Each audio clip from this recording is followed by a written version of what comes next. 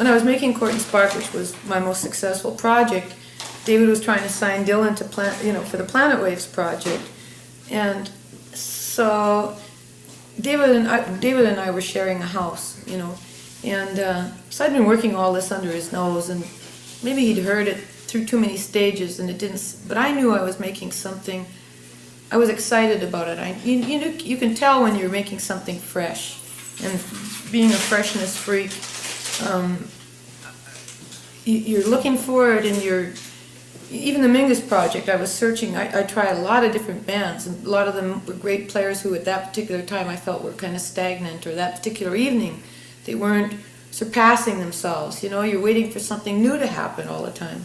So with Court and Spark, I felt really that this was something new, that it wasn't folk rock, it was a new idiom that was being birthed here, and it was very musical. I was excited.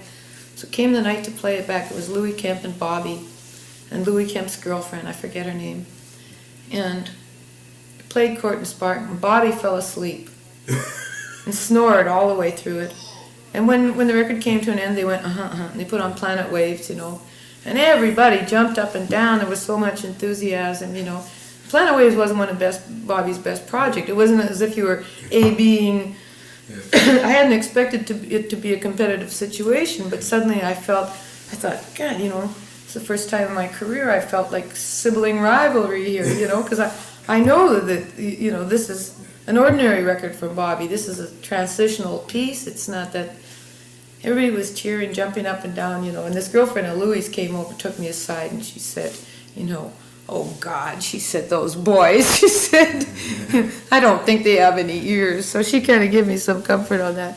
But I couldn't get any action. The only thing that David said about that album was that he wanted the portrait of him taken off. He didn't rest easy with that. The one song. And I said to him, well, look, it's only things that you've been saying, all I've done is quoted you. I was a free man in Paris, right? He hated that portrait. It took him about 3 years to like it, and then I noticed he was bright. That's about me, I'd hear him say. So he got used to it.